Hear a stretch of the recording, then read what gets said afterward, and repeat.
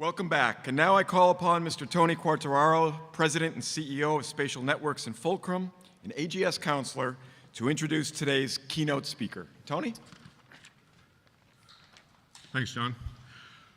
So I don't have a funny story like our friend Al DiLeonardo. If you were here yesterday, you got to hear about his wardrobe malfunction. I don't have anything that follows that, but I'll try to keep it brief after lunch. So it's my great honor to introduce Mr. William Reilly, former administrator of the Environmental Protection Agency, the EPA as we know it. He served under 4 presidents. In May of 2010, Mr. Reilly was appointed by President Obama to co-chair the National Commission on the BP Deepwater Horizon oil spill and offshore drilling. Mr. Reilly is also Chairman Emeritus of the Board of the World Wildlife Fund. And lastly, yesterday afternoon, Mr. Reilly was interviewed on NPR about the future of the EPA under the coming administration. So without any further ado, Mr. Reilly.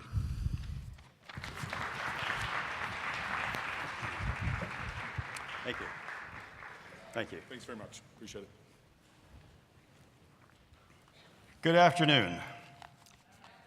I am very pleased to be here and to see that this distinguished group of geographers, of which I have a few credentials, they're slim compared to most of yours, are taking the issue of sustainability as the theme of your convention. It is a watchword for so many now who some years ago would probably not have recognized it or had any idea what it meant. There are sustainable fisheries, sustainable agriculture, sustainable food, sustainable procurement. And so I went back to the origin of the term, which to the best of my knowledge, at least came to public attention with the Brundtland Commission to the World Commission on Environment and Development, and defined sustainability as the central objective of policy, particularly with respect to the preparation for climate change. And it defined development, sustainable development, as development that meets the needs of the present without compromising the ability of future generations to meet their own needs. Well, WWF is a worldwide organization, the largest conservation organization, with national organizations in more than 35 countries. And it issues annually a global footprint report. It's called the Living Planet Report, and reports that wildlife populations are down by 58% from 1970, and an understanding of planetary boundaries, according to that report, leads to the conclusion that unsustainable consumption and production is overtaking the natural systems, overtaxing the natural systems that sustain all life, and that the report is one of unrelenting habitat loss and degradation, species overexploitation, pollution, invasive species and disease, and climate change. Well, so understood, planetary demands are not sustainable, and that's the only bad news really I have for you today. I gather you've been subjected to a fair amount of it, not just, I suspect, at the convention, but outside it as well. And it puts me in mind this declining sustainability that WWF reports of a remark made by Senator Daniel Patrick Moynihan, New York senator, some years ago when I was testifying before him on risk, and he said, "Administrator, you are correct to use the metric of risk and its reduction as your measure of success in the environment. But I caution you, do not consider the objective to achieve zero risk, because, well, after all, life is about risk and it ends badly." No other senator ever thought like that or spoke like that. It was a pleasure to testify in front of him. So that's some bad news, and that needs not to be gainsaid. But within several spheres of life, there is good news. And I'm reminded that I promised to talk about successes today. I made that decision actually some weeks ago, as you might suspect, when I thought I might have more to say. But there is none more encouraging than the fact that CO2 emissions worldwide appear to have leveled off over the last 2 years. That is very good news indeed. Well, so sustainability is subject to broad interpretation, and so is geography. I served for 20 years on the board of the National Geographic Society and still serve on the foundation board there. And they define geography and the mission as the world and everything that's in it. And that's apparently not expansive enough because they also report on space travel and exploration regularly. And I'm reminded when I was being sworn in at EPA in 1989, that was the year that Time magazine chose as the person of the year, the planet of the year, planet Earth, prompting Jay Leno to comment, well, that's not really fair. All the jurors were from Earth. Anyway, the most popular issue of the National Geographic magazine ever was the swimsuit edition. And so the idea that swimsuit history is a geographic subject hadn't struck me until then. It was a controversial thing among the board. It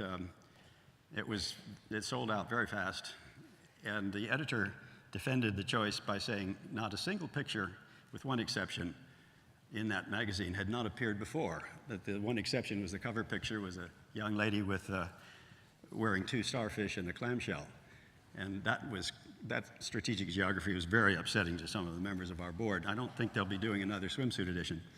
But my point really, I may have lost it, is that geography can mean a lot of different things to a lot of different people. So we're dealing with broad concepts here, and I want to speak a little bit from my experience in conservation and the environment, where we have had 40-some years of remarkable progress, such progress on environmental protection and policy that Greg Easterbrook has referred to it as one of the 2 great successes of social policy in the post-war history, the other being Social Security. And I wanted to talk about success today because of the course of the last year, we've not heard much about it. I had a meeting with President Obama in connection with my membership on his Global Development Council and found myself saying, it must be awkward to be presiding over a failed state. And he said, you know, I always aspired to more than that. And yet that's what so much of the rhetoric seemed to suggest. It is profoundly, malevolently misguided. So it's time for some good news, and I want to start with at the local level. I used to be an Army officer in Frankfurt, Germany. It was a dull, gray city that had very little to recommend it in my time there. And I went back there in the early 80s, and I became so confused by how amenable it was, how pleasant it was to be on the street, that I began looking up to make sure that the same ugly buildings were still there. And they were. But there was new street furniture, there were new paving, there were flags, there were outdoor cafes and all sorts of amenities. There were pedestrian zones. They had reshaped, remade the experience of life in that city. And among the key people who pointed to the wave of the future in cities, and it had so much to do with our cities becoming more congenial, more humane, more happy places to be, was Jan Gehl, who was the architect and planner for the city of Copenhagen and can take a great deal of credit for the way it is now, an exemplar. And he said that he was trained in the Le Corbusier tradition, high buildings make the city accessible and convenient for the automobile. And his wife, a psychologist, said to him, I find it so interesting that you count cars, but not people. And he said a light bulb went on. And he went back to school, and he changed his methodology. Another figure of equal influence and importance was William H. White a person of a public intellectual, as we used to call them, here in New York, who did a very meticulous job of observing how people use space. And it was he who determined that every person who's given a chance to move a chair, a public chair in an outdoor cafe or public park, will take it, and they'll move it as much as 2 or 3 inches to take charge of their property and cause the city to issue incentives to have such facilities. It was he who reported that lovers never take the more private and remote part of a park, but rather like to be out front. And this was all documented in his videos, that people outside Bloomingdale's typically stand right in the middle of the busiest traffic. That's where people want to be.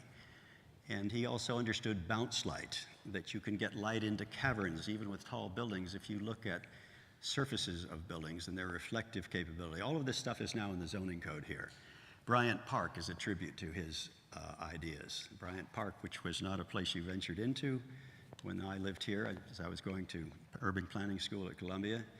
And now, by all the measures that count, and the most important one to Holly White was our women going there.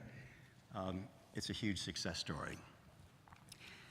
So those efforts, and they have been adopted, so many of them, by public policy. Mayor Bloomberg looked at the city of New York, and he saw 6 boroughs, the 5 traditional boroughs, and the seashore. And it is a great testament to his administration to visit the Brooklyn waterfront and see the possibilities that he realized there, and how very civilizing that waterfront is. New York City has reduced, under him, and also Mayor de Blasio, has reduced its CO2 by 12% since 2005, and passed the most forward-thinking and broadest laws relating to building efficiency and disclosure, and it's called to Greener, Greater Building Plan. 3/4 of CO2 are derived from buildings. There's also a more recent report, One City Built to Last, New York's 80 by 50 report covering buildings, transport, waste, and the energy grid. And the goal is 40% reduction in CO2 by 2030, 50% by 2050. It's practical and realistic. It doesn't claim that there's a clear sight to get to that 50% reduction, but they do see a clear path to the 40. It envisions a program that lays out very specific plans for buildings, for benchmarking, auditing, retro commissioning, lighting, upgrades, sub-metering, a shift to renewable energy, zero waste to landfills. And the city, in the last 25 years, has pioneered green infrastructure, where they avoided the necessity to spend $2 to $3 billion on a new drinking water plant by purchasing the protection of landscapes upstate. Something that put money in the pockets of farmers and landowners up there, saved a huge amount for citizens here. Green infrastructure is one of the really innovative and important ideas, and I should think in geography. It's catching on in so many cities as sea level rise is accommodated, parks are created, green spaces, and the channels are controlled and reshaped. Well, Mayor Daley did something equivalent in Chicago. He convened the 4 people from the 4 great universities there and asked, after Kyoto, which sensitized him to it, what is the future that Chicago can anticipate? And he was told that in lieu of 15 days of above 95-degree weather, typical of the summer in Chicago, they would have probably upwards of 45. That there would need to be a 3-fold increase in emergency room capability to take people with heat stroke. That the 3 traditional trees planted in the parks, 2,500 trees a year, the Illinois ash, the Illinois state tree, the Norway spruce, and the maple could no longer make it in that Chicago environment. Alabama sweet gum would do fine. They invented a new permeable pavement in order to process the water that's expected to come in torrents, much in the way it does in California from November to May, and otherwise not to come year-round. The green roofs that they promoted are, I think, very well known. The list goes on, and it's a very imaginative list of greening the city, planting many more trees to cool places down. In all of it, and these are just two examples of such cities, make clear that adaptation and transformation of these cities is a dramatic and truly gripping new development. It lends so much possibility and excitement at a time when we appear not to be able to look to the national government to lead on this issue as much as many of us had hoped. Preparing for climate change, moderating it, living with it, and to some degree alleviating and maybe even combating it. By the way, Mayor Daley, who is not known as a intensively committed activist greenie, simply did the prudent thing for his city. He was a mayor who took those responsibilities seriously, looked to the future to the extent that one could anticipate it, and acted on it.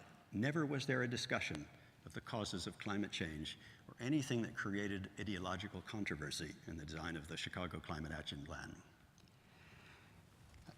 Le Corbusier, back when I was in school, referred to the habit of Americans to read very big newspapers on Sundays, and he said they do this because they need some relief from their very ugly outdoors in the cities.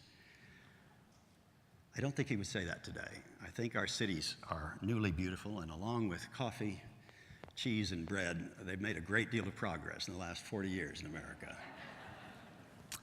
Well, the second great success I want to point to is a success of public policy and of institutions. It is our institutions that we hear constantly people are coming to distrust.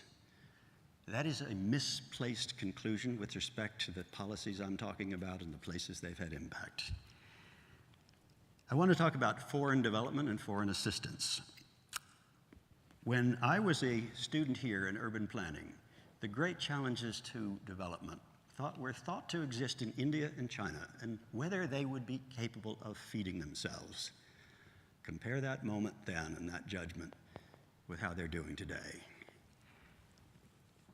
The past two administrations have achieved enormous progress in promoting the health and well-being and also the environment of the places in which the United States, the Gates Foundation, the Ford Foundation, others have been involved, our NGOs as well.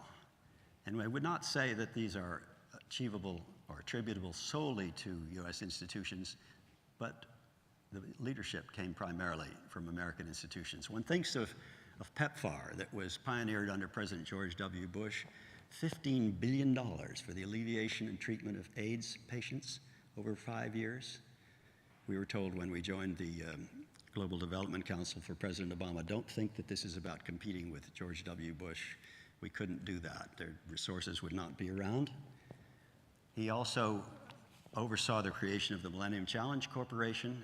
And I remember the first briefing we got at the Obama White House was to the effect that this is a grant program that has made very few grants, but it has criteria. And the criteria are about transparency and absence of corruption.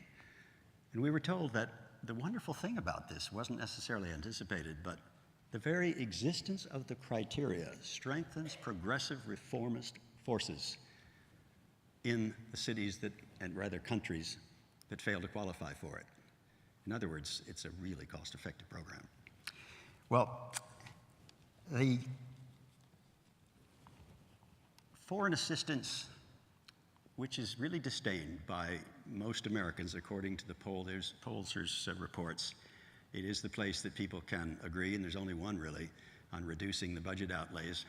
People who are totally misinformed about how much those outlays amount to, thinking that they're up in the 20 to 25% range when they're really down around 1. That foreign assistance is not what it was a couple of generations ago. It is much more data-oriented, much more focused on metrics, on what works.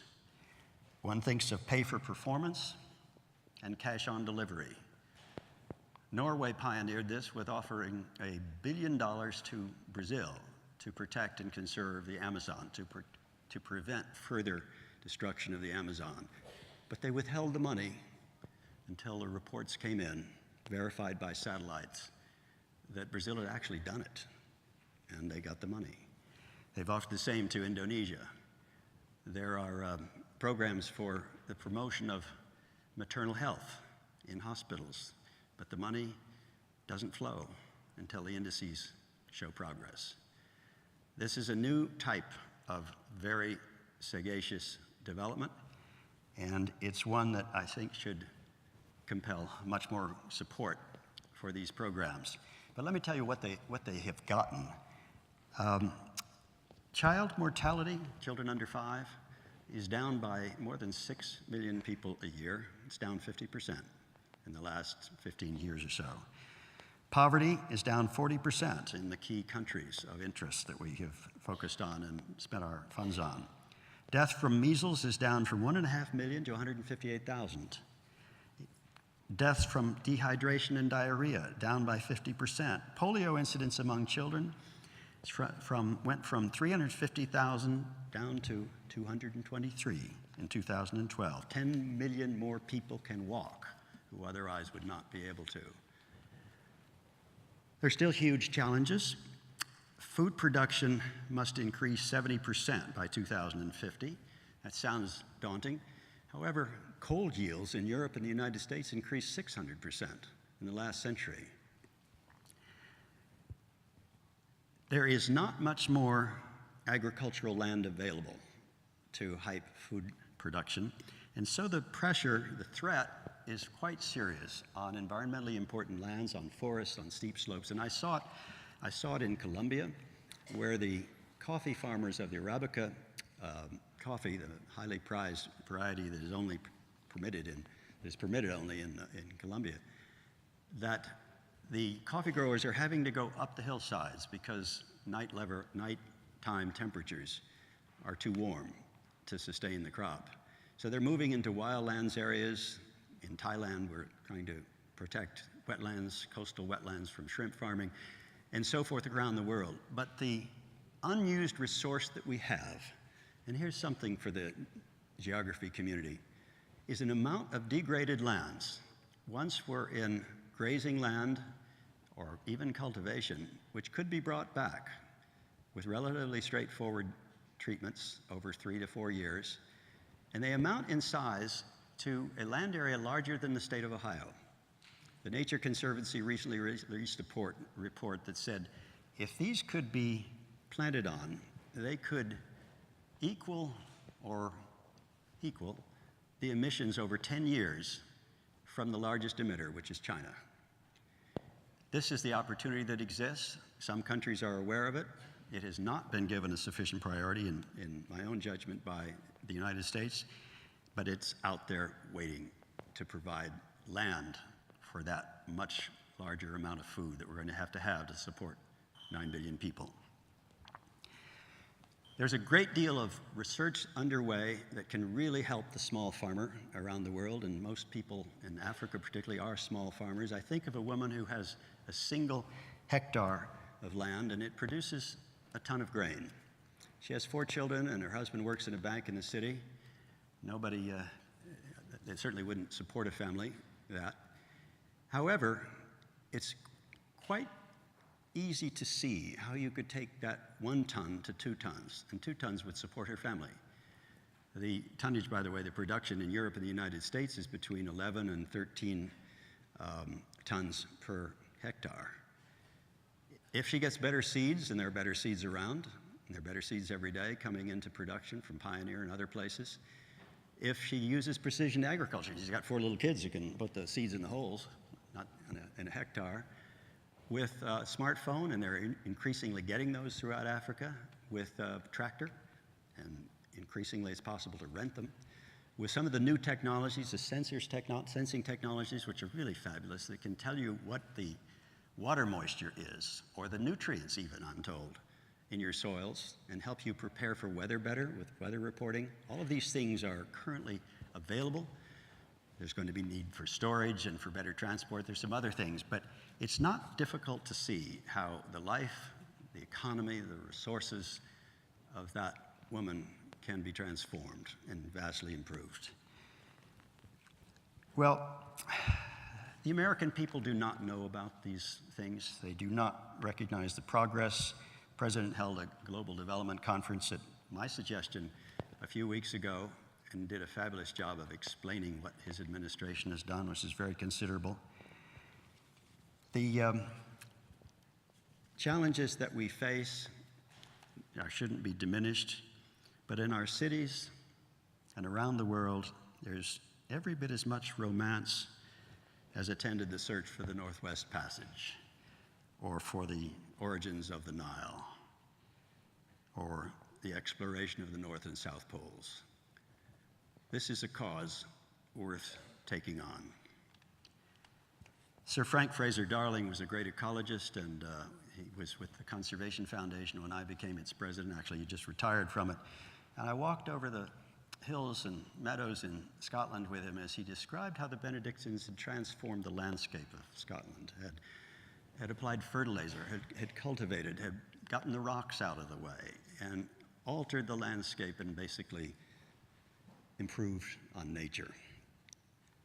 René Dubos has written eloquently of Paris, of the Ile-de-France, which was once a flat, gray, undistinguished land, but was transformed, newly planted, shaped, designed, and became the object of the world's greatest painters and artists. Those vast interventions have made a huge difference to the quality of life around the world. And I think we should think big, think about them again, especially given the technologies, and you've studied some of them here, I understand, in this conference, that now give us possibilities that could not have been imagined 25 years ago when I was at EPA. In conclusion, I will tell a little story about a wedding I once went to that more or less sums up my own perspective on the present situation. The father of the bride spoke at the reception after his daughter's wedding, and he proposed a toast. And his daughter was 28 years old, and this was her third wedding, her third marriage. And he said, at each of my daughter's weddings, I was hopeful, but not optimistic. At this wedding, I am optimistic. Well, I am hopeful this afternoon, and at least based upon the history of the environment that I have experienced in my own life, and those successes I've just described, guardedly optimistic. Thank you.